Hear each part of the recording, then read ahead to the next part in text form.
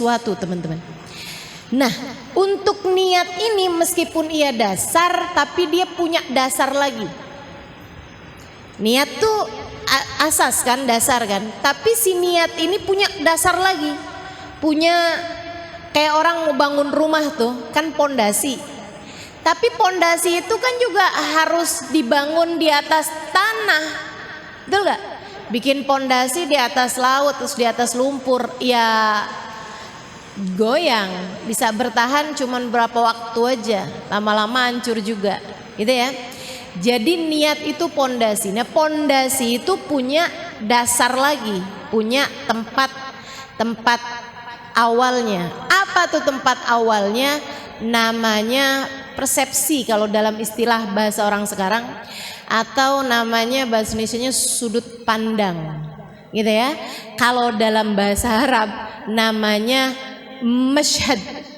Nah, ini sesuatu hal yang saya rasa salah satu dari yang terpenting yang diajarkan oleh guru kami Sayyidil Habib Umar bin Hafid. Dalam istilah kami para santri, seperti yang disampaikan Habib Umar bin Hafid, namanya masyhad. Atau kalau dalam istilah yang lebih familiar di telinga kita, namanya adh-dhann, namanya persangkaan. Ini yang katanya Nabi Muhammad sallallahu alaihi wasallam, khaslatan laisa fawqahuma syai'un minal khair, husnudzan billah wa husnudzan bi ibadillah, wa khaslatan laisa fihima syai'un minasyarr, su'udzan billah wa su'udzan bi ibadillah. Kata Nabi Muhammad, dua perkara, nggak ada lagi kebaikan lebih baik daripada dua perkara ini.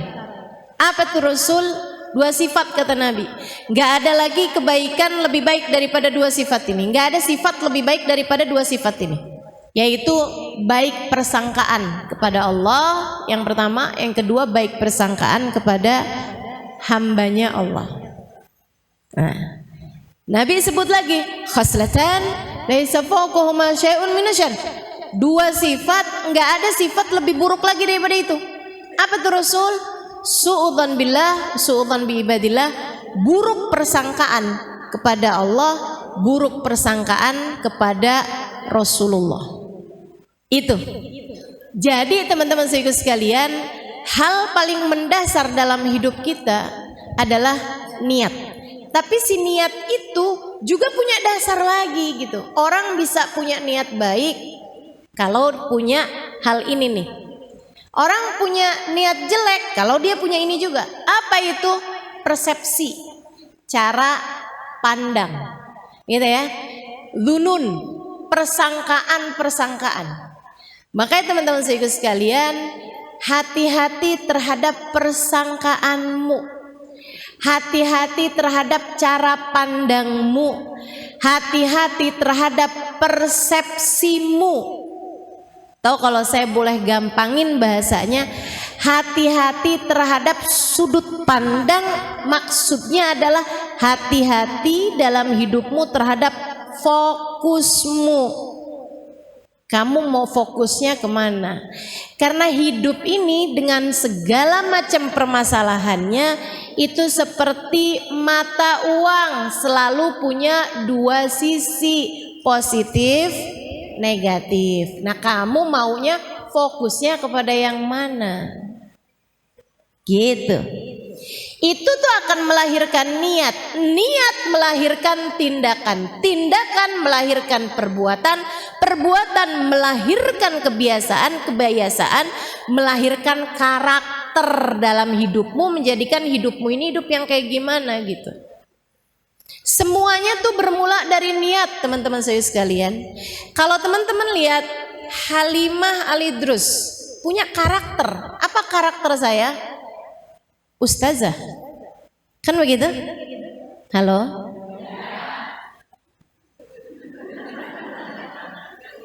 Orang masih lagi mikir udah dikasih jawabannya gitu. Saya kelamaan kalau suruh mikir sendiri ya. Itu namanya karakter, kan begitu ya?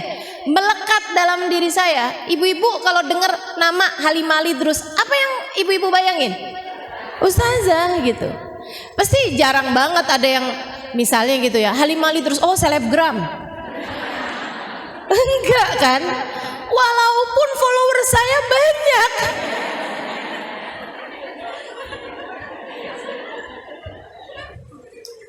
Walaupun follower saya di Instagram banyak, tapi nggak ada orang nyebut saya sebagai seorang selebgram. Nggak ada gitu. Orang tuh udah erat kaitannya Halimah terus ustazah gitu. Nggak ada orang nyebut saya kayak misalnya gitu ya, Halimah terus oh YouTuber. Walaupun YouTube saya sampai sempet dihack gitu ya. Kalau nggak karena aktif di YouTube kan nggak sampai ada yang ngehack kan, gitu ya. Teman-teman sekalian, tapi nggak ada gitu orang nyebut saya sebagai YouTuber gitu. Orang nyebutnya Halimah Lidrus adalah ustazah. Itu namanya karakter. Nah, kenapa saya jadi ustazah? Karakter itu terbentuk kenapa? Karena adanya kebiasaan. Apa kebiasaan saya? Mengajar. Iya kan? Kalau kebiasaan saya nyapu, orang gak akan sebut saya sebagai seorang selebgram, sebagai seorang ustazah gitu. Kalau kebiasaan saya adalah memasak misalnya gitu ya, saya bukan ustazah akan tetapi seorang koki. Bukan artinya saya nggak pernah masak, bukan artinya saya nggak pernah nyapu, gitu ya. Akan tetapi itu semua tidak menjadi sesuatu hal yang kebiasaan yang saya lakukan, kan begitu, gitu ya. Karena saya punya kebiasaan mengajar, saya punya karakter ustazah. Kan begitu? Nih ujungnya nih karakter ustazah. Nah sebelum jadi sebuah karakter itu jadi kebiasaan dulu mengajar. Dari zaman kapan ustazah mengajar? Itu tadi tuh di Asofa aja 2003. Kurang lama apa saya ngajarnya? Dan itu bukan kali pertama saya ngajar di tempatnya Ustazah Fatimah Segaf nih teman-teman, yang waktu itu belum jadi ustazah, gitu ya. Itu bukan kali pertama saya mengajar. Kapan kali pertama saya mengajar? Sebelum itu, kapan? Tahun awal kali saya diminta mengajar itu justru oleh seorang perempuan yang saya rasa paling banyak mengubah hidup saya, Khubabah Nur bintil Habib Muhammad bin Abdullah Al-Haddar. Tahun 2000 doang.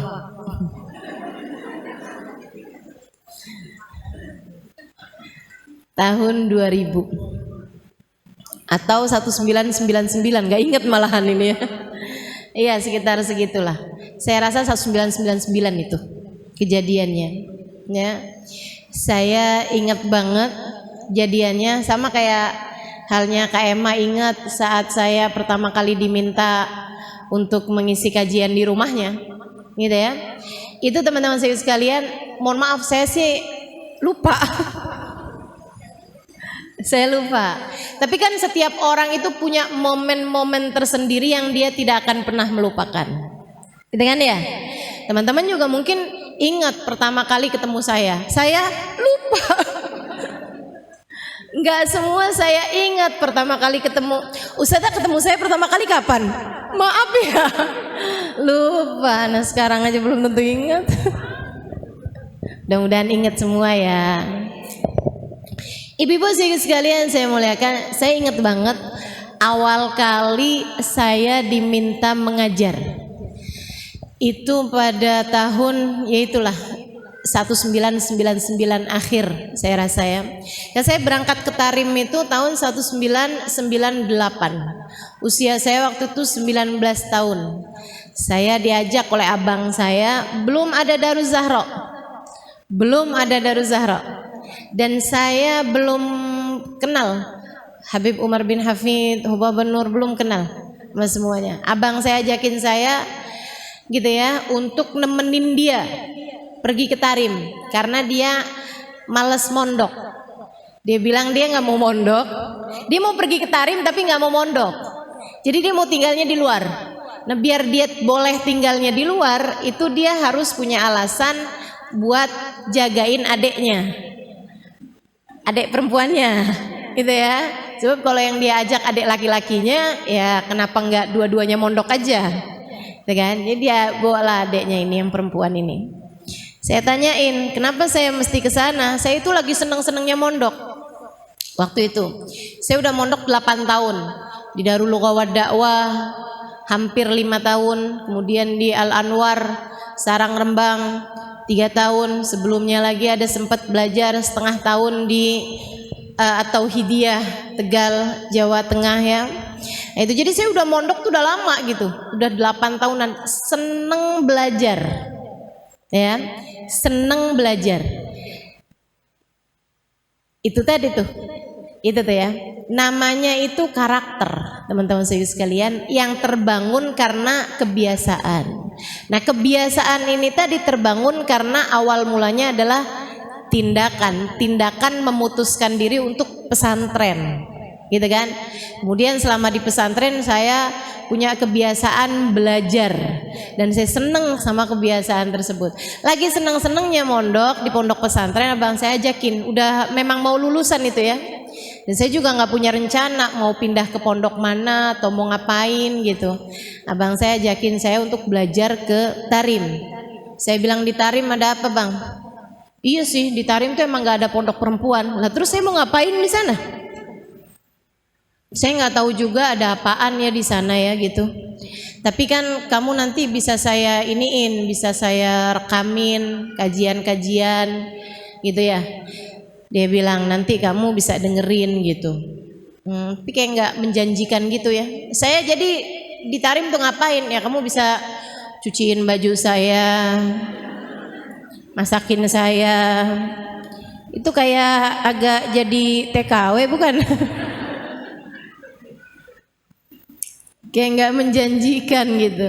Dia bilang udah kamu bawa aja kitab-kitab kamu, jadi nanti kamu bisa pelajarin di sana. Lah kalau mau buat pelajarin aja kenapa jauh-jauh ke sana ya? Tapi terus dia ada satu kata yang membuat saya jadi oke, saya mau gitu nemenin dia ke Tarim. Dia waktu itu bilang Tarim itu kotanya Faqihil Muqaddam Muhammad bin Ali Ba'alawi. Dan saya dari sejak kecil itu abah saya kalau habis selesai baca Ratib Haddad ada selalu beliau tambahin dengan doa ya Rabbana yasir lana umurana bijahi Sayyidina Muhammad bin Ali Ba'alawi gitu. Teman-teman juga mungkin ya banyak sering dengar doa itu, terutama kalau abahnya suka baca ratib gitu, bapaknya atau suka hadir acara-acara pembacaan ratib. Ya Rabbana yasir lana umurana bijahi Sayyidina Muhammad bin Ali Ba'alawi. Akhirnya saya putuskan oke. Saya rasa kayaknya saya udah deket gitu sama Sayyidina Muhammad bin Ali Ba'alawi ya. Jadi akhirnya saya putuskan untuk baiklah bismillah yuk kita berangkat. Berangkat di sana beneran ternyata belum ada pondok pesantren perempuan gitu ya. Yang ada baru Madrasah Daruz Zahra. Tapi waktu awal saya ke sana itu ada 2 orang yang tinggal di dalam madrasah tersebut. Karena dia tinggal tempatnya jauh, jadi ada 2 orang Arab tinggal di sana. Dan jadi saya itu kalau boleh dibilang tinggal pertama di Daruz Zahra itu perempuan ketiga. Perempuan ketiga yang tinggal di Daruz Zahra ya. Dan juga perempuan pertama yang dari Asia yang tinggal di pondok pesantren Daruz Zahra. Bukan yang datang ke Tarim untuk belajar. Kalau yang datang ke Tarim untuk belajar Ustazah Amirah duluan dari saya. Ustazah Amirah tuh di Tarim sebelum ada Daruz Zahra tuh. Makanya beliau tidak belajar di Daruz Zahra pondok pesantren, tapi belajar di Madrasah Daruz Zahra dan banyak tinggal bersama dengan guru kita, guru kami yaitu Hubabah Nur. Ya, kayak luar biasa tuh, langsung sama Hubabah Nur, Ustazah Amirah itu. Teman-teman sih sekalian, saya pun mulai tuh sering datang ke Daruz Zahra gitu ya. Nggak ngerti pertamanya. Orang Arab itu ngomongnya, orang Arab Tarim ngomong bahasa Arabnya ini banget tuh. Aneh gitu. Bahasa Arabnya banyak diubah-ubah. Mungkin karena dia di pelosok juga ya, Arabnya bagian dalam gitu. Jadi ada lahjahnya gitu. Kalau kayak di Indonesia nih kayak orang Madura gitu, atau kayak orang mana gitu yang bahasa Indonesianya pun dirubah-rubah gitu kan. Logatnya apa semuanya jadi berubah gitu ya. Kayak orang Betawi deh. Orang Betawi kan bahasa Indonesianya juga orang bule gitu ya, yang masih belajar bahasa Indonesia, aku kamu bingung. Dengerin orang Betawi ngomong kok nggak ada aku kamunya, nggak ada sama sekali gitu ya kita ya kalau ngomong orang Betawi sini gitu. Jadi mereka tuh aneh banget gitu, bahkan bahasa isyarat aja beda loh orang Tarim itu. Masya Allah, mereka tuh kalau bilang iya gini, kalau bilang enggak, ya ampun, aneh banget gak sih? Masya Allah. Teman-teman sekalian, habis setahun saya tinggal di Tarim, saya udah kayak setengah tahun belajar di Tarim, saya udah mulai bisa ngobrol sama orang-orang Arab sana ya. Padahal waktu itu saya udah ketika berangkat itu saya udah bisa baca kitab Gundul. Karena saya mondok 8 tahun di Indonesia, saya udah bisa baca kitab Gundul dari sejak sebelum berangkat ke Tarim. Tapi di Tarim tuh saya belajar bahasanya dari awal lagi, belajar bahasa Arab percakapan ya, bersama dengan mereka tuh dari awal lagi gitu. Dengerin kajian juga kayak dari awal lagi, kayak dari nol, bener-bener nggak ngerti gitu.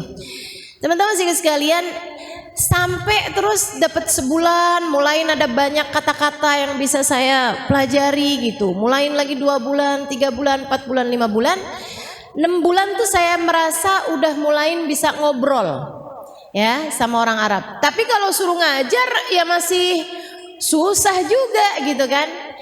Sampai kemudian kurang lebih dapat 11 bulan itu awal kali saya disuruh ngajar tuh sama Hubaba. Gara-garanya ada satu ustazah, salah satu ustazah yang Masya Allah, Ustazah Zainab Al-Khatib, pernah juga datang ke Jakarta beberapa tahun yang lalu.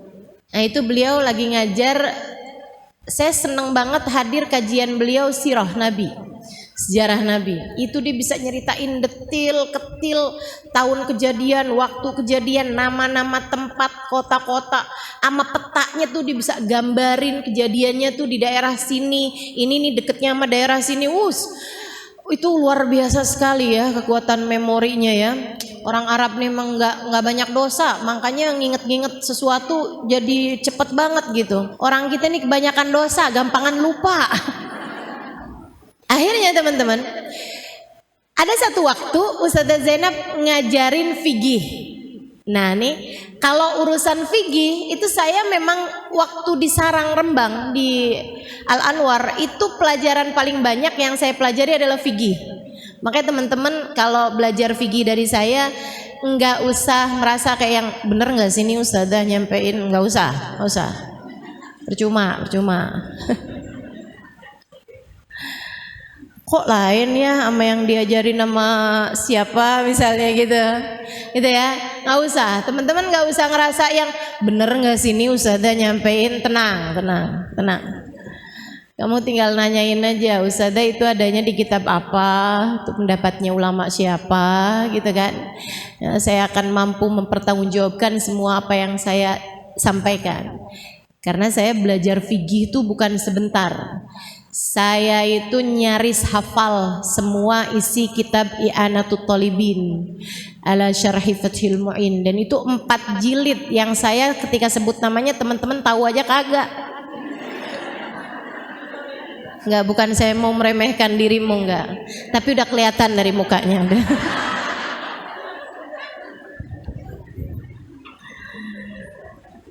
Jadi orang kalau belajar fikih itu di pondok-pondok pesantren itu ada tingkatan-tingkatannya ya. Biasanya tingkatan yang paling tinggi itu kitab namanya Fathul Mu'in. Nah kitab Fathul Mu'in tuh kitabnya sekian nih tebelnya. Sekitar 1,5 cm lah ya kitabnya, ketebalannya. Itu tuh kalau udah kayak hafal isi kitab itu tuh lulus, udah. Nah, kitab Fathul Mu'in itu ada kitab syarahnya. Kitab syarah tuh kitab yang menerangkan maksud dari kitab Fathul Mu'in dan juga penjabaran pendapatnya ulama dan lain sebagainya mengenai hukum tersebut gitu. Nama kitabnya I'anatul Thalibin, 4 jilid segede-gede gini nih. Jadi kalau kamu bawa tuh segini. Itu saya hafal isi kitab I'anatul Thalibin waktu itu, zaman itu, umur saya 19 tahun. Jadi nggak usah khawatir teman-teman, kalau saya menyampaikan hukum kepadamu, saya akan mampu mempertanggungjawabkan semuanya. Kenapa Ustazah bisa hampir hafal semua isi kitab I'anatul Thalibin pada waktu itu? Karena saya senang belajar. Ya, senang belajar. Saya bukan orang yang rajin belajar. Saya hanya orang yang jatuh cinta pada ilmu. Saya senang belajar. Dan itu modal banget sih. Jadi kalau kamu punya anak gitu ya, apa hal yang harus kamu tanamkan kepada anak-anak kamu adalah rasa senang belajar. Rasa senang belajar, menjadikan belajar itu sesuatu yang menyenangkan gitu buat mereka. Itu bisa ditanamkan ya. Ketika mondok di Darul Lughah wa Dakwah awal kali itu, saya banyak ketemu sama orang-orang yang membuat saya terkagum-kagum dengan keilmuannya dan membuat saya jadi kayak yang saya kepengen nih jadi kayak mereka gitu. Dari situlah kemudian timbul rasa minat, keinginan untuk menjadi seseorang yang bisa menguasai banyak ilmu seperti mereka gitu. Kayaknya enak nih kalau saya pinter kayak gitu, enak nih gitu. Jadi akhirnya saya seneng belajar, saya seneng tahu sesuatu tuh, saya seneng banget. Balik lagi ke Tarim. Jadi akhirnya saya tinggal di Tarim tuh. Ustazah Zainab lagi ngajarin fikih. Ada satu pembahasan Ustazah Zainab. Ustazah waktu itu bahas masalah wudu teman-teman. Pas pembahasan tentang tartibul wudu, syaratnya wudu, rukunnya wudu, salah satunya adalah tartib. Tartib definisinya an la yuqaddam adu ala adu, gitu ya, tidak mendahulukan satu rukun dari satu rukun, tidak mendahulukan satu anggota tubuh dari anggota tubuh yang lain untuk dibasuh. Gitu, mesti yang muka dulu, habis muka selesai baru tangan. Jadi kalau teman-teman wudunya itu di pancuran, terus bilang kayak gini nih, nawaitul wudu li rafil hadasil asghar la ilaha illallah, Allahu akbar sekalian semuanya gitu. Gitu ya. Itu enggak sah, yang sah cuman mukanya doang. Gitu. Nah, habis selesai kajian, itu Ustazah Zainab ditanyain tentang orang yang nyelam, tentang orang berenang. Kalau orang nyelam gitu kan, niat nih pas lagi nyelam pertama tuh nawaitul wudu lillahi ta'ala gitu. Nyelam doang tuh set gitu. Habis itu terus berdiri lagi gitu kan. Maksudnya habis itu terus mentas gitu dari air gitu. Itu berarti wudunya sah nggak Ustazah gitu. Ustazah Zainab bilang nggak sah, yang sah cuman mukanya doang. Habis muka terus tangan gitu. Saya dengernya nggak gitu. Jadi saya pulang, saya bukain tuh kitab-kitab yang saya punya. Dari I'anatul Thalibin, ada lagi Baijuri, dari tulisannya Syekh Ibrahim Al-Baijuri. Ada lagi kitab namanya Al-Ighna. Ada lagi kitab namanya Bujairami gitu. Beberapa kitab-kitab besar yang saya punya tuh saya buka-bukain bab tentang inghimas, tentang nyelam gitu ya. Pembahasan ulama nyelam, kalau semua nyelam itu kan semua badan kita kan basah dengan air, walaupun hanya sepersekian detik gitu ya, itu wudunya langsung sah. Sebagaimana mandi juga langsung sah, meskipun hanya sepersekian detik kalau dibarengi dengan niat. Kenapa? Karena katanya mereka iya sulut tertib bidaqaik gitu ya, sudah hasil tertib itu walaupun dengan hanya sepersekian detik gitu, udah jadi tuh, udah cepet bilahadat gitu, udah jadi gitu. Itu pembahasan para ulama. Saya tulis semuanya tuh. Saya tulis pendapatnya para ulama di kitab ini gimana, pendapatnya para.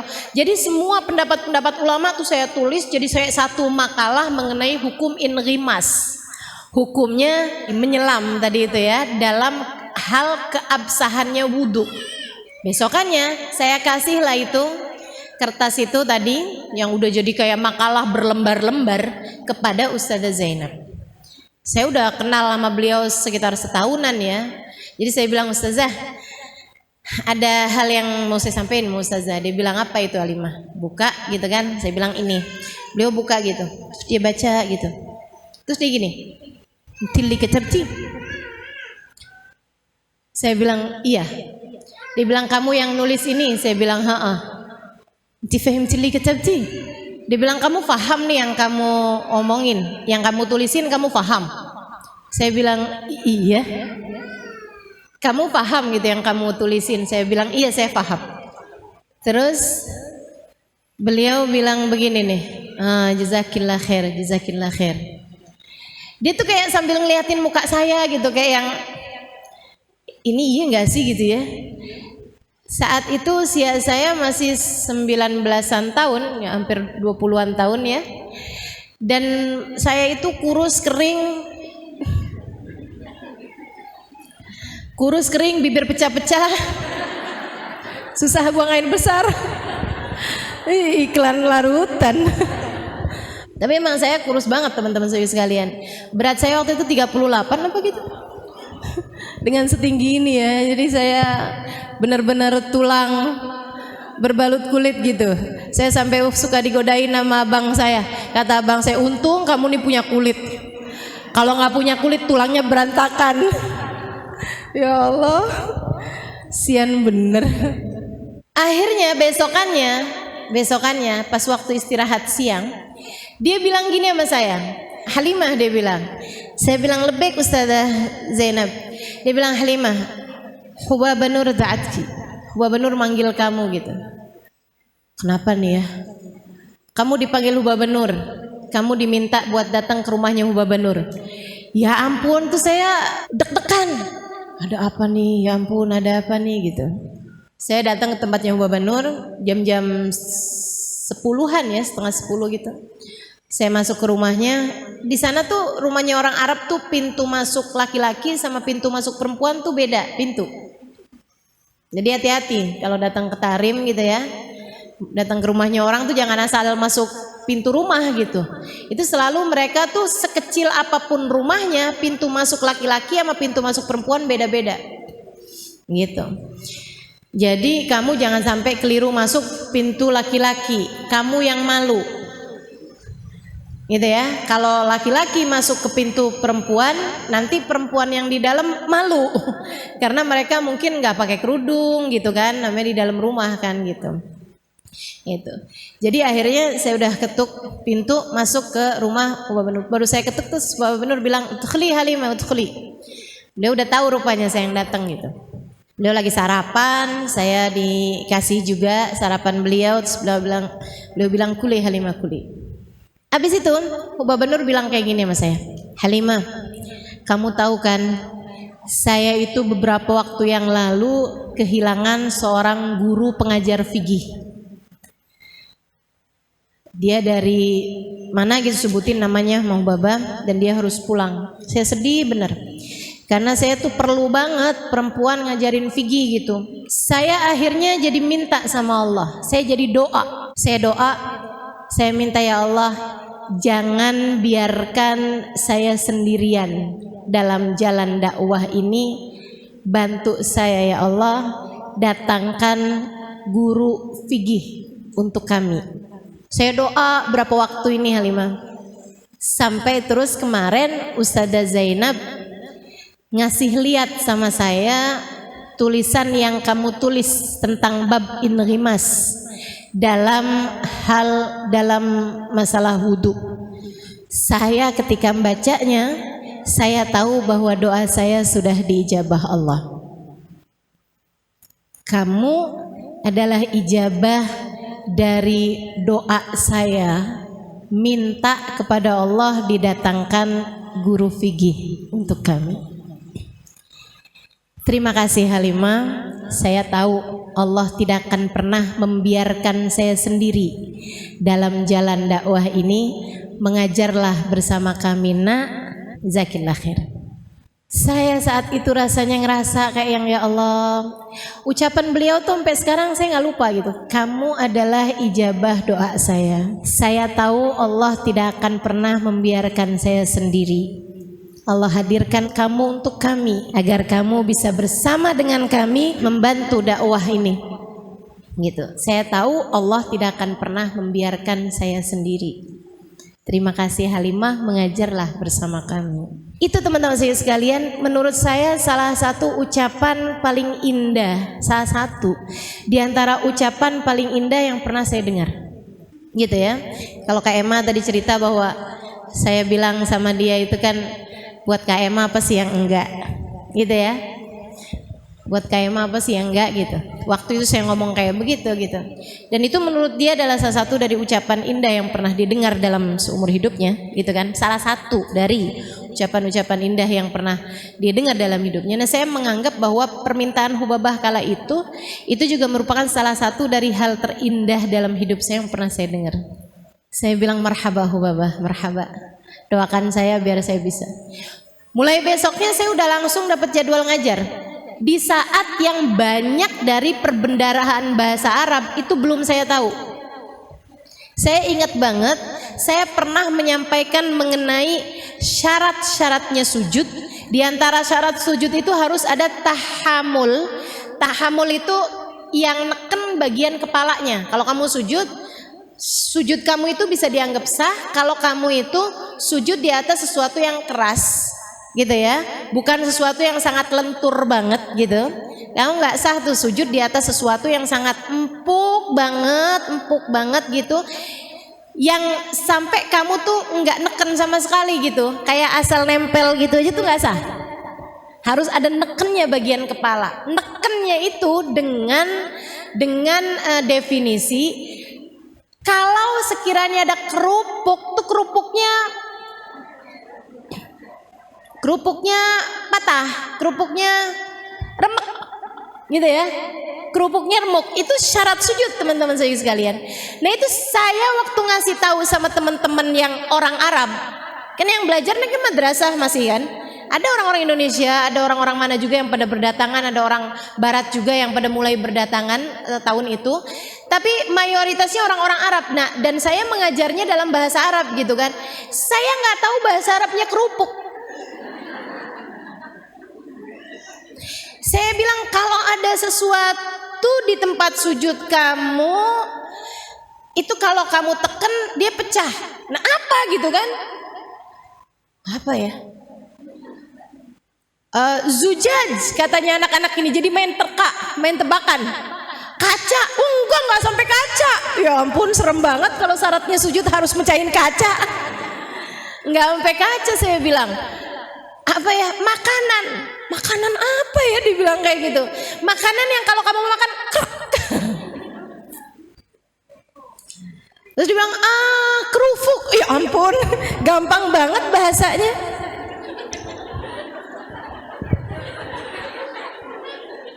Tahu gitu kan, saya tinggal ngomong kerupuk mereka ngerti ya. Kerubu dia bilang gitu, ya ampun tinggal dirubah doang, paknya jadi bak. Bahasa Arabnya kerupuk adalah kerubu.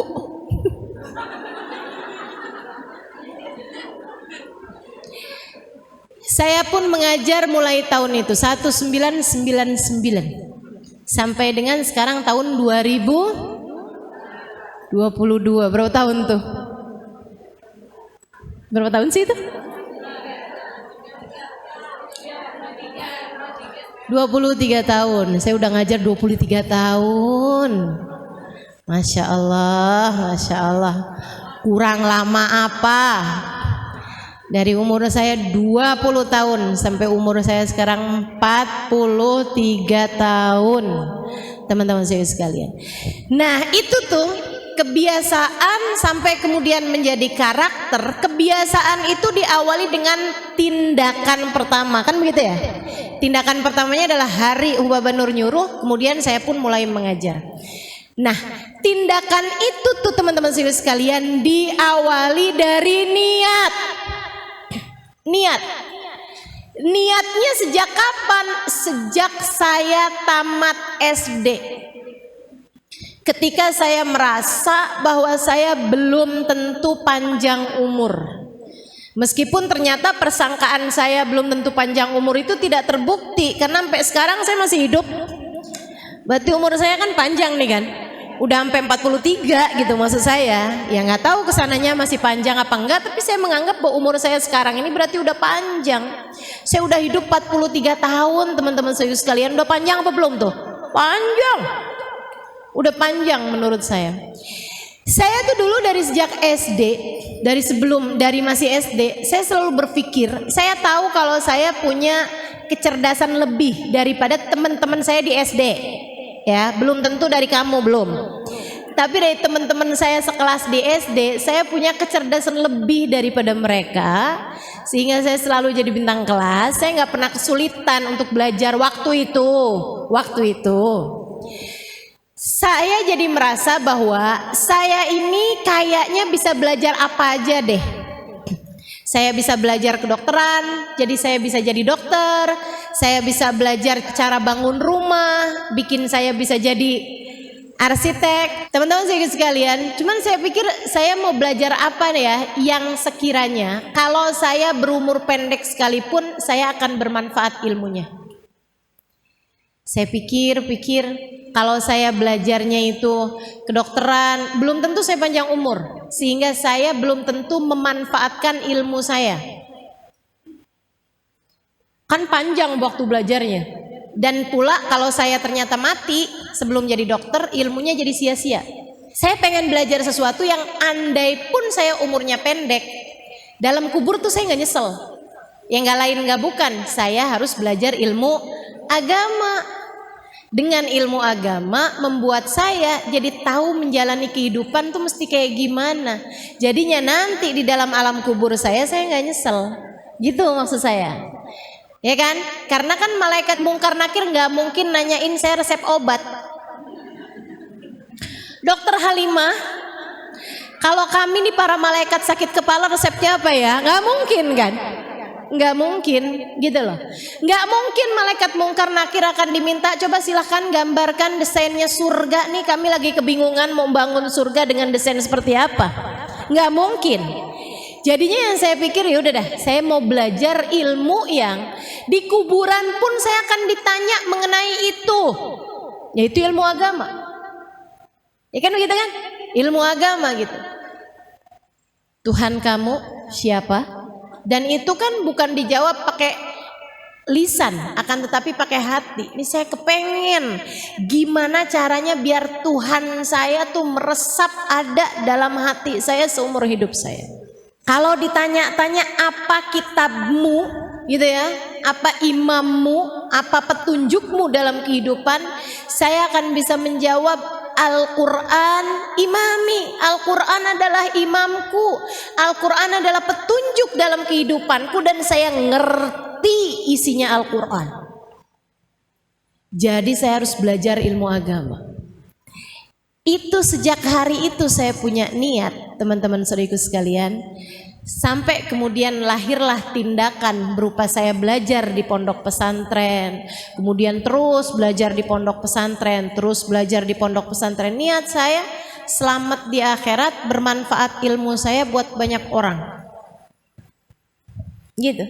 Sampai dengan saya mulai mengajar, sampai kemudian menjadi kebiasaan mengajar tersebut, sampai kemudian menjadi karakter seperti yang teman-teman tahu sekarang ini. Jadi kalau teman-teman sekarang nih mau ngerasa, wah saya nih dalam hidup nih kayaknya nih karakternya salah nih. Apa sih sebenarnya karakter yang kita harus bangun? Ya selain daripada saya seorang ustazah, mungkin yang lain kamu sebagai seorang apa, kamu seorang apa. Apa sebenarnya karakter wajib yang harus kita punya teman-teman saya sekalian? Ini saya kasih tahu. Kita ini di atas muka bumi ini punya sebuah karakter yang harus kita punya. Semua dari kita ini mesti punya. Karakter apa itu? Karakter Abdullah. Karakter hamba Allah. Ya. Karakter ibadallah. Karakter hamba Allah satu. Yang kedua karakter umat Rasulullah, umatnya Nabi besar Muhammad. Karakter yang terbangun di atas kalimat La ilaha illallah Muhammad Rasulullah.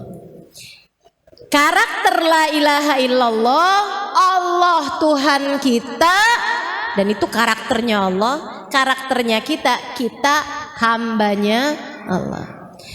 Karakter Muhammad Rasulullah adalah Nabi Muhammad, Nabi kita, dan kita adalah umatnya Nabi Muhammad. Kan begitu teman-teman sekalian. Siapapun dirimu, siapapun diriku, siapapun kita sekalian, nih karakter kita adalah la ilaha illallah Muhammad Rasulullah, menjadikan kita hamba Allah, umat Rasulullah. Itu dia karakter kita. Nah, untuk karakter itu harus ada kebiasaan yang dibangun menunjukkan kamu adalah hambanya Allah. Kebiasaannya apa? Kebiasaannya yang Allah bilang, wa ma khalaqtul jinna wal insa illa liya'budun. Tidaklah aku ciptakan jin dan manusia selain untuk ibadah kepadaku, selain untuk menghamba padaku. Jadinya karakter kamu sebagai hambanya Allah dibangun di atas kebiasaan, yaitu ibadah. Ibadah pada Allah Subhanahu wa taala. Ibadah itu apa? Salat. Oh iya, betul. Sedekah. Iya. Apalagi? Baca Quran. Iya. Oke, apalagi? Hadir majelis. Ibadah apa bukan nih? Ibadah. Saya mengajar, ibadah apa bukan? Ibadah. Kemudian lagi nutup aurat. Ibu-ibu pakai bajunya ibadah apa bukan ibadah? Ibadah, karena menutup aurat. Begitu kan ya? Puasa. Ibadah, gitu kan ya?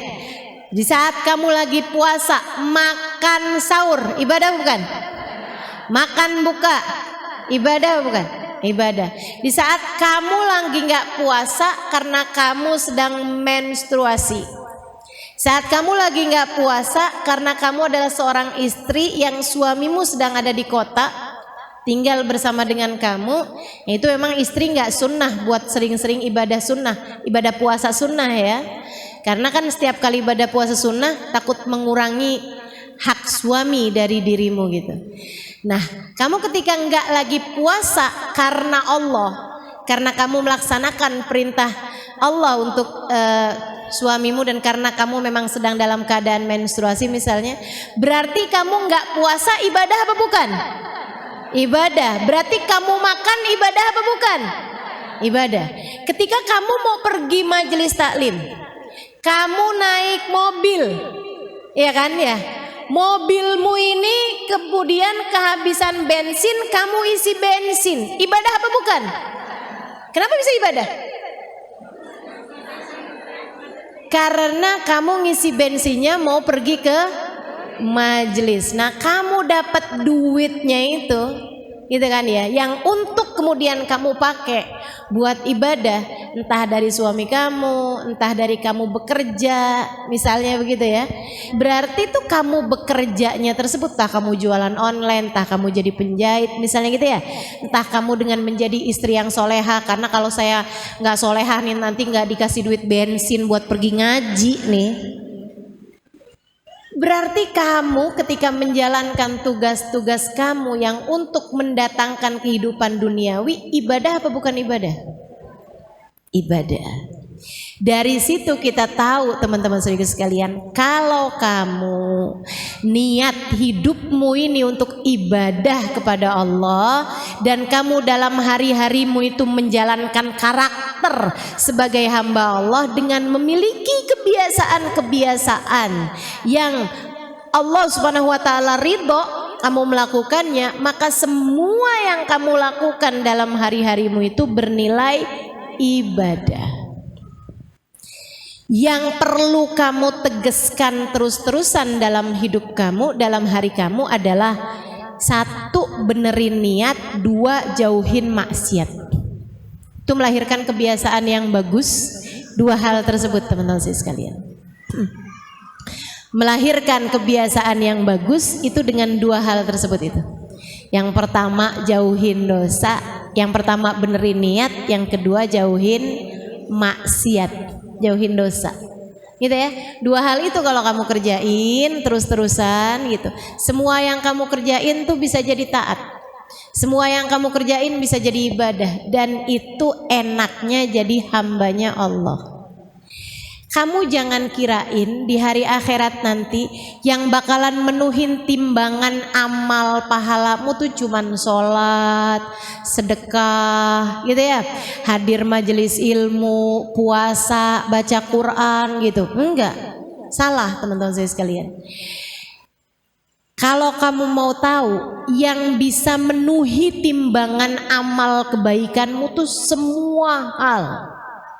Kamu makan bisa ada pahalanya, kamu mandi bisa ada pahalanya, kamu pakai baju ada pahalanya, kamu beli bajunya ada pahalanya, kamu pakai kaos kaki ada pahalanya, kamu beli kaos kaki ada pahalanya, kamu masak ada pahalanya, kamu cuci piring ada pahalanya, kamu nyapu ada pahalanya, kamu buka tirai pagi hari ada pahalanya, kamu ngapa-ngapain bahkan kamu nafas tuh bisa berpahala semuanya teman-teman saya sekalian.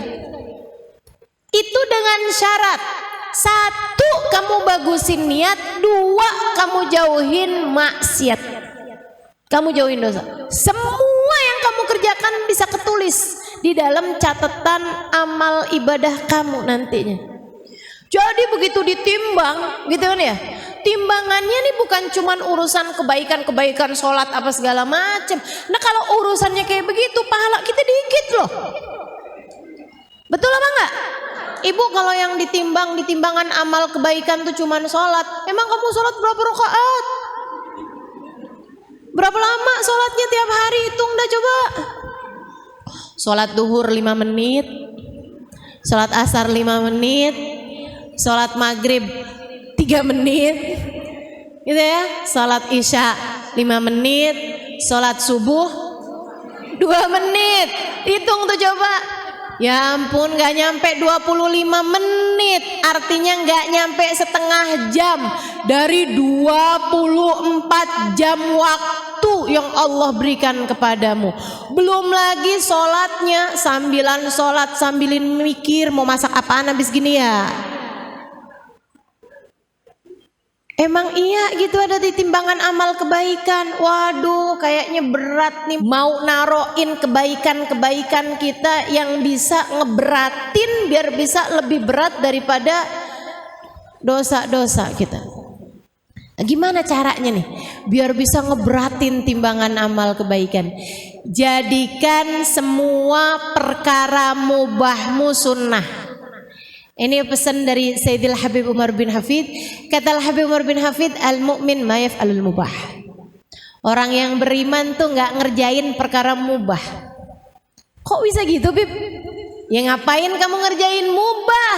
Kalau mubah itu bisa bernilai pahala ketika kamu ngebagusin niat dan ngebagusin caranya.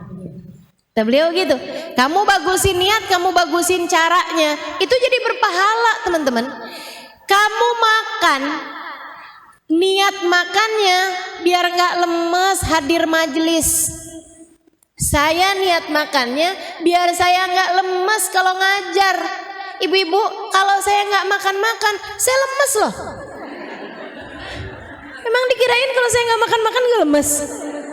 Gitu ya, lemes saya. Tapi ibu-ibu harus tahu nih ya, harus tahu juga nih. Saya sering banget ditanya, Ustazah kok nggak pernah badannya nggak pernah XXL gitu.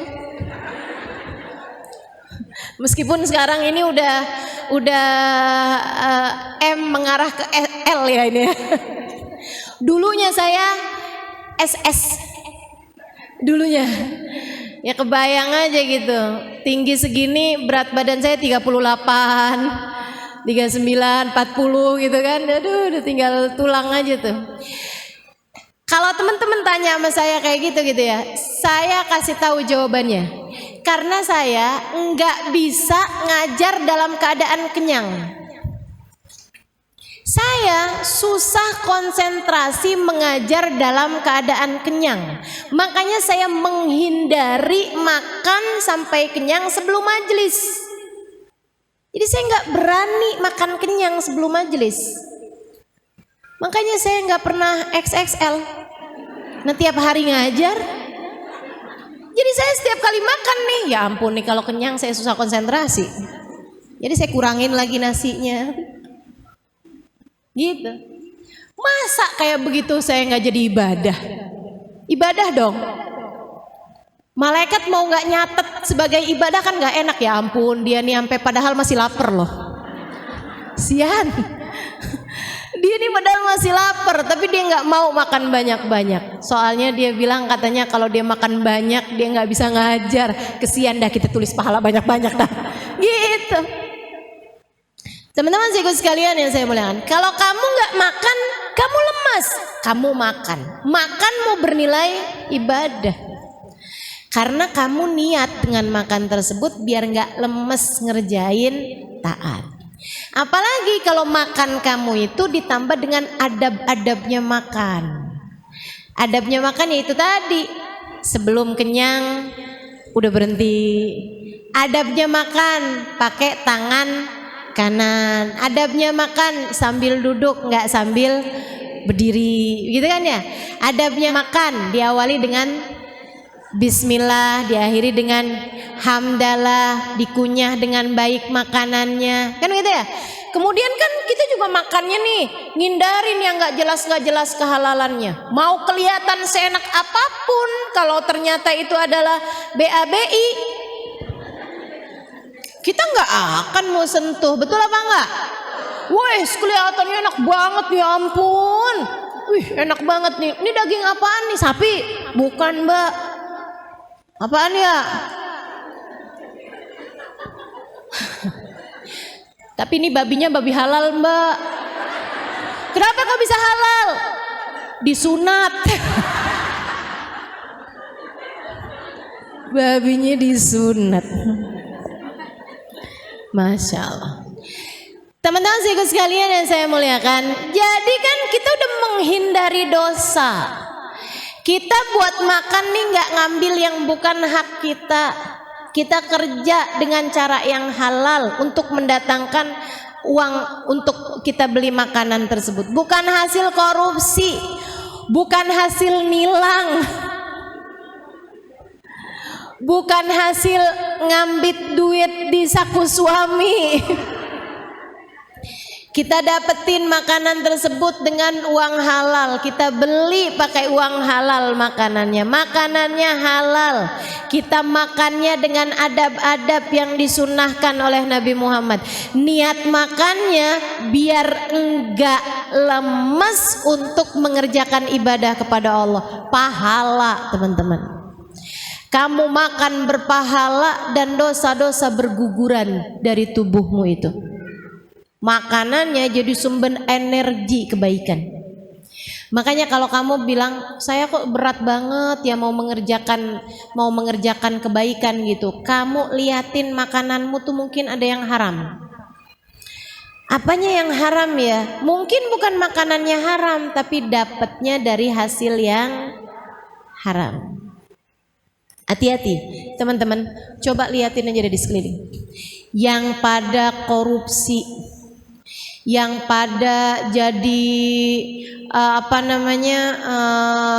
pejabat tapi yang dolim sama rakyat, gitu ya.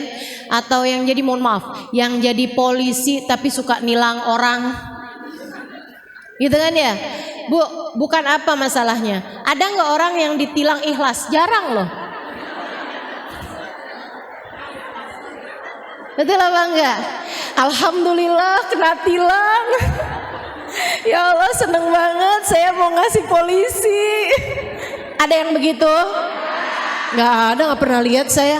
Mesti orang tuh kalau udah ketemu ini kan polisi kan, astagfirullah, kok deg-degan ya rasanya ya. Apakah ini yang dinamakan jatuh cinta? Insya Allah. Nggak ada yang ikhlas tuh, kalaupun juga ngeluarin duit, ya ampun, nggak ada yang ikhlas. Udah apalagi ditambah dengan hadis ar-rashi wal murtashi finnar, yang nyuap dan yang disuap masuk neraka. Serem banget, serem banget. Jadi teman-teman sekalian yang saya muliakan, kalau uangnya itu hasilnya halal, insya Allah semuanya bakal gampang ngerjain ketaatan. Makanya kalau kamu mau benerin hidup kamu tuh, salah satu dari yang harus kamu benerin biar taat yang dikerjakan adalah penghasilannya juga mesti halal. Teman-teman sekalian, liatin aja di sekeliling kamu, kalau ada orang berpenghasilannya haram, apalagi pakai judi, apalagi pakai pinjol, pinjaman online tuh, kamu pikir nggak haram? Ini mana dia nih yang suka pinjol nih? Ya ampun, buka YouTube sekarang iklannya pinjaman online semua. Astagfirullah, astagfirullah. Riba teman-teman. Dan riba itu dosa, satu dari dua dosa yang Allah ancam dalam Al-Quran. Kalau kamu nggak berhenti, aku perangi, kata Allah. Nih jangan main-main sama urusan riba. Ayo nih, mana dia nih, emak-emaknya nih, yang suka kredit panci, yang suka hutang-hutang online nih, pinjaman online atau pinjaman berbunga, pinjam uang di bank, pinjam uang yang dijanjikan inian ya, apa sih namanya, bunga gitu. Teman-teman sekalian tuh haram tuh. Dan jangan main-main teman-teman sekalian. Haramnya bukan dosa kecil, tuh dosanya gede. Sampai katanya para ulama, salah satu dari dosa-dosa tertinggi yang bisa dipastikan pelakunya matinya tidak husnul khotimah. Dalam Al-Quran, saya baca nih di Quran nih. Oh, saya baca Quran dan insya Allah banyak yang ngerti artinya. Saya baca Quran. Di dalam Quran hanya ada dua dosa loh yang disebutkan sama Allah. Kalau kamu nggak berhenti, aku perangi kamu, kata Allah. Fa ilam tantahu fa'danu biharbin minallahi ta'ala wa rasulih. Kalau kamu nggak berhenti, aku ajak kamu perang. Orang diperangin sama Allah tuh gimana ceritanya bisa menang? Orang diperangin sama Allah tuh hancur sehancur-hancurnya hidupnya, teman-teman. Dosa apa itu Ustazah? Yang pertama dosa ngebunuh Nabi. Yang namanya orang tuh dosa paling gede ngebunuh Nabi. Udah kebayang kayak apa dosanya? Nabi diutus sama Allah malah dibunuh sama dia. Orang yang ngebunuh Nabi Saleh, orang yang ngebunuh Nabi Daud, orang yang ngebunuh Nabi Zakaria, orang yang ngebunuh nabi-nabinya Allah Subhanahu wa taala, nabi dibunuh sama mereka. Itu teman-teman dosanya. Waduh, udah nggak kebayang deh, udah nggak kebayang. Dosa paling gede yang pernah ada di atas muka bumi ini ngebunuh nabi, kan begitu.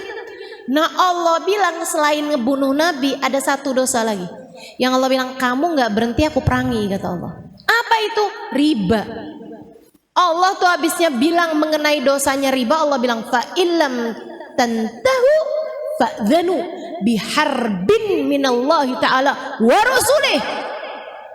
Kalau kamu nggak berhenti utang-utangan online, kalau kamu nggak berhenti utang-utang riba, apalagi kamu yang ngeribain duit kamu, aku ajak kamu perang, kata Allah.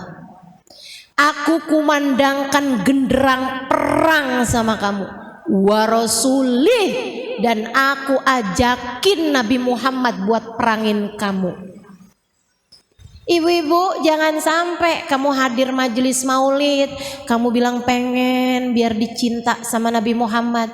Kata Nabi Muhammad, gimana kamu bisa aku cinta? Kamu malah lagi aku perangin. Karena kamu ngutang-ngutangin duit sama umatku dengan bayaran gantian berupa bunga. Kamu jeret leher orang-orang dengan pinjaman-pinjaman dari kamu itu. Aku ajak perang sama kamu, gak usah nyari cintaku, kata Nabi. Aku perangin kamu selama ini. Gimana ceritanya? Jangan bilang, ya ampun saya tahajud, saya ibadah, saya ini, saya itu. Tapi kalau kamu masih ngerjain dosa satu ini teman-teman, percuma. Makanya saya beneran marah nih kalau saya terus-terusin nih. Dah buruan, kalau masih ada yang tersangkut urusan pinjaman online atau urusan pinjaman offline, ya pokoknya hutang piutang dengan riba. Mau kamu yang berhutang, apalagi kamu yang menghutangi, segeralah bertaubat kepada Allah Subhanahu wa taala. Tinggalin, cepetan, buruan. Sebelum kamu jadi kebiasaan, sebelum jadi karakter. Si fulana, siapa dia? Oh, tukang renten itu. Ah, tuh sebelum jadi gitu. Sebelum jadi karakter. Buruan, segera taubat sama Allah Subhanahu wa taala sebelum datang ajal menjemput kamu. Udah teman-teman, nggak usah pakai habisnya ustazah kalau saya nggak pinjem-pinjeman kayak begitu tuh ustazah, saya nggak punya apa-apa. Udah mendingan gak punya apa-apa. Bu, jangan pernah lupa apa yang sering saya sampaikan sama ibu-ibu. Sesedikit apapun yang kamu punya cukup untuk membiayai hidupmu. Tapi sebanyak apapun yang kamu punya gak akan pernah cukup untuk membiayai gaya hidupmu.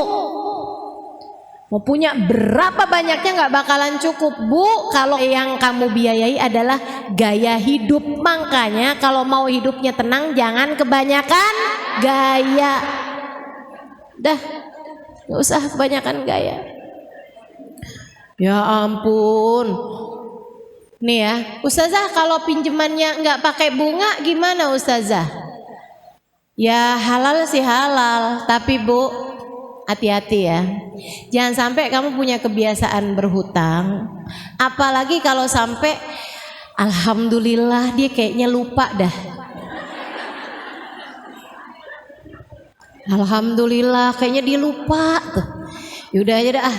Ibu pernah ketemu nggak ada orang utang kagak dibayar-bayar, tapi status di Instagram healing mulu. Statusnya tinggal healing di pantai, gitu kan ya? Healing di gunung, healing mulu Bu. Giliran ditagih utang hilang. Ada tuh yang modelannya kayak gitu. Ada apa nggak? Mana orangnya? Mau lihat saya nih orang yang mana nih? Masya Allah nggak hadir ya.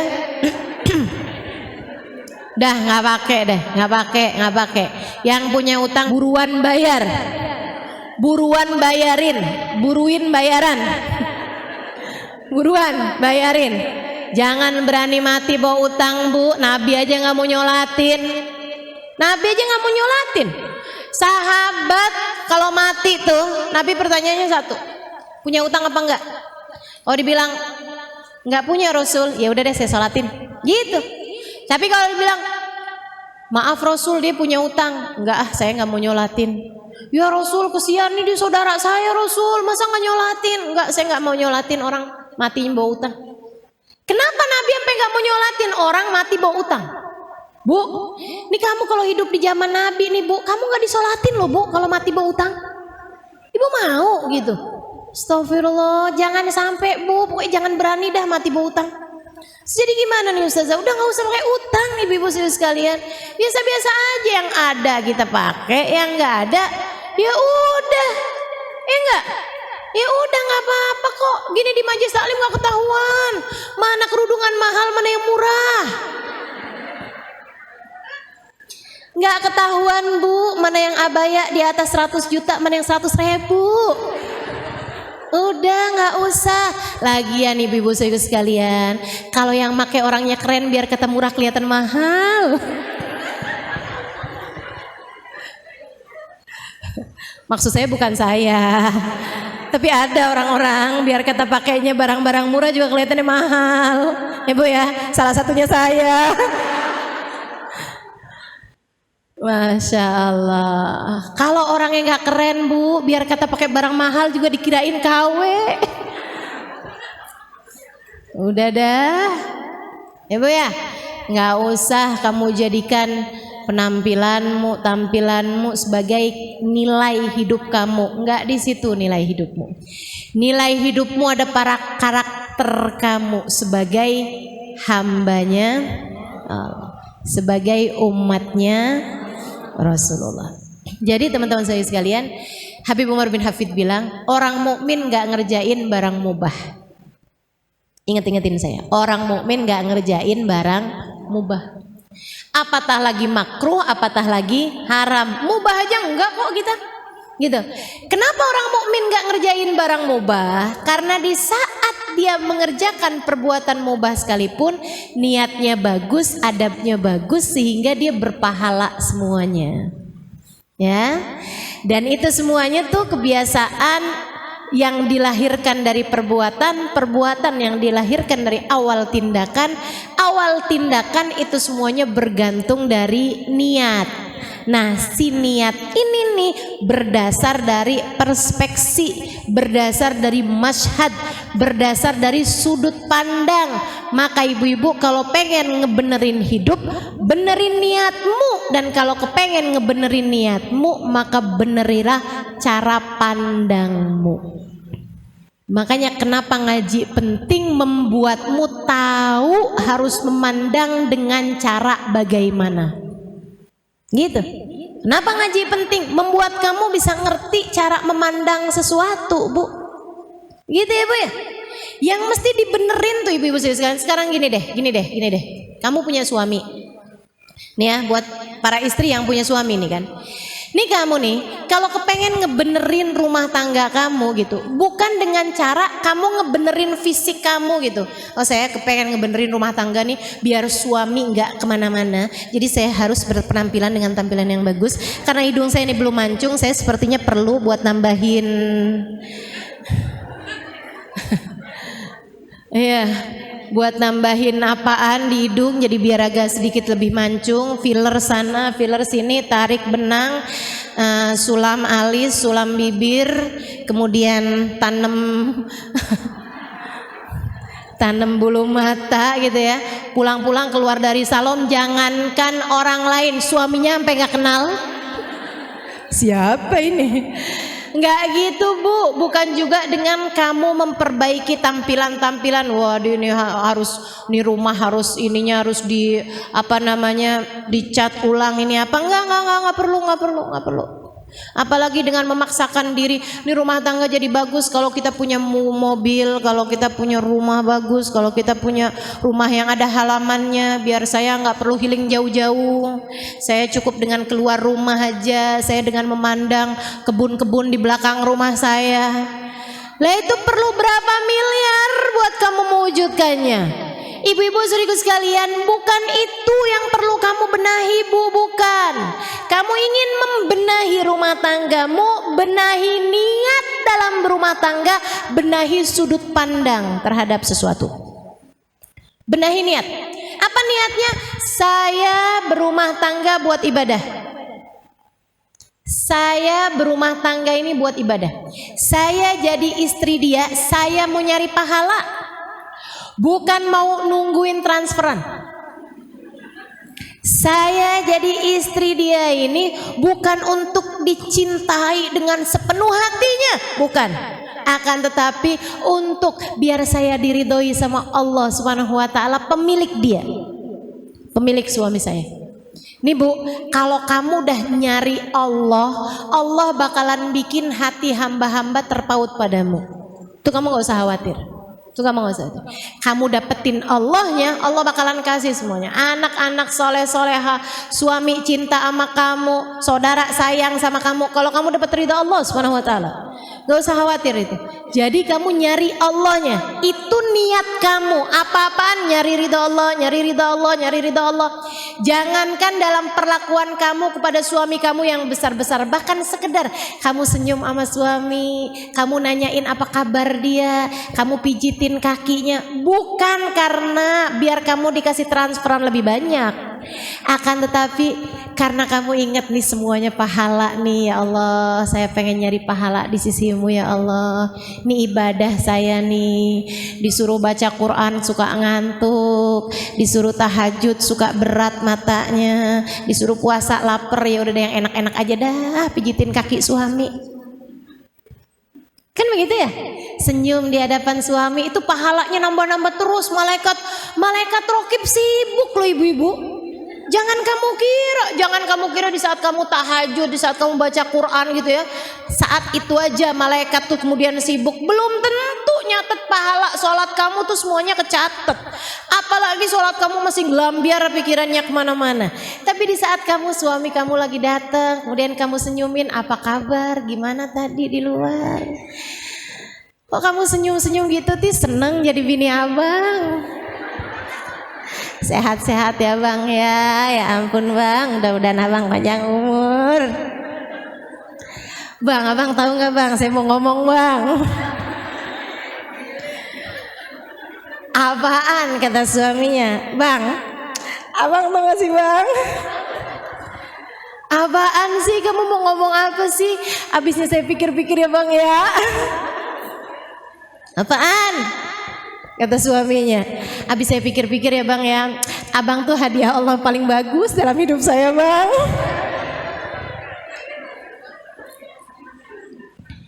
Bu, kamu kayak gitu, kamu bicara seperti itu, kamu menyenangkan hati suamimu seperti itu, malaikat rokib sibuk nyatet pahalanya.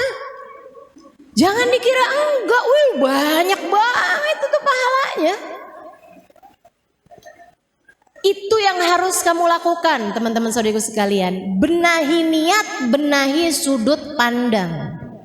Ngelihat suami bukan sebagai Fulan bin Fulan, anaknya Pak Fulan, dia adalah ayah anak-anak saya. Enggak gitu lihatnya. Fulan bin Fulan dia adalah suami saya. Enggak gitu caranya. Akan tetapi dia adalah Fulan bin Fulan, hambanya Allah, umat Rasulullah yang Allah jadikan jalan surga saya dengan saya menyenangkan hatinya. Allah jadikan jalan ridho Allah buat saya adalah dengan keridhoan dia terhadap saya.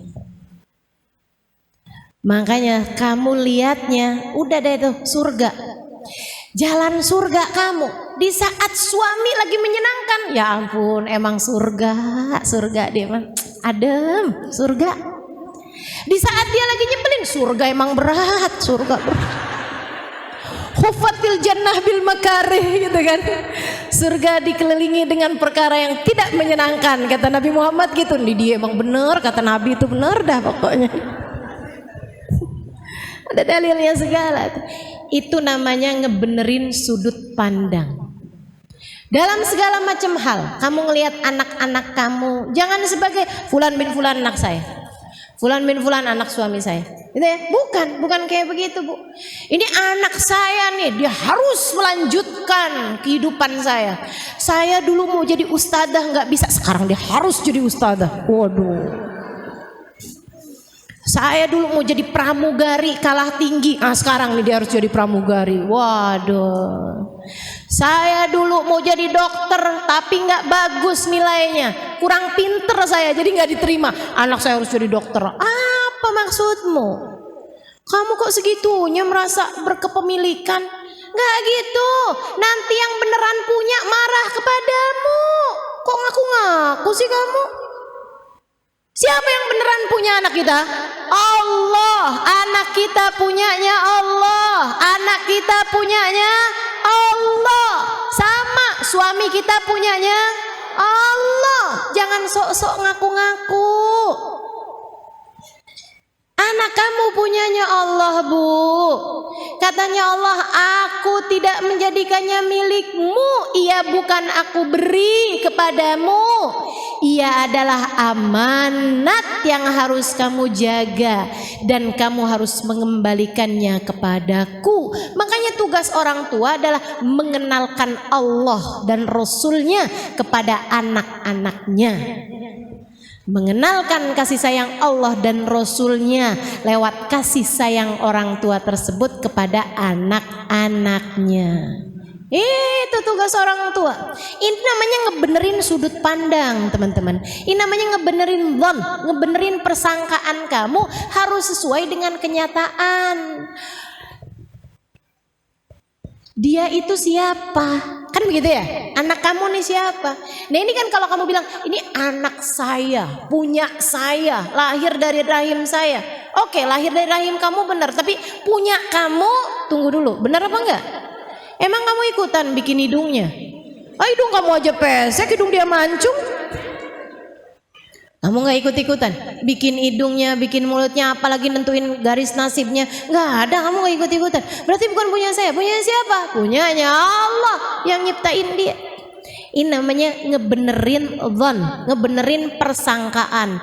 Persangkaanmu harus sesuai dengan kenyataan, sehingga kamu bisa selalu husnudzon kepada Allah, dan kemudian kamu jadinya husnudzon kepada hamba-hambanya Allah. Kalau kamu bagus persangkaannya, ngelihat semua orang nih hambanya Allah, saya jadinya husnudzon terus. Saya nih kalau ngelihat teman-teman ini kan semua hambanya Allah, saya jadinya husnudzon terus. Ada ngelihat orang yang semangat belajarnya, Masya Allah, ya Allah, nih calon-calon orang-orang soleha. Masya Allah, solehah-solehahnya hamba-hambamu ya Allah. Saya udah ngomong lebih dari sejam nih, masih pada dengerin. Masya Allah, solehah-solehah. Allah subhanahu wa ta'ala. Bagus persangkaan saya. Kenapa? Karena saya punya husnudzon kepada Allah.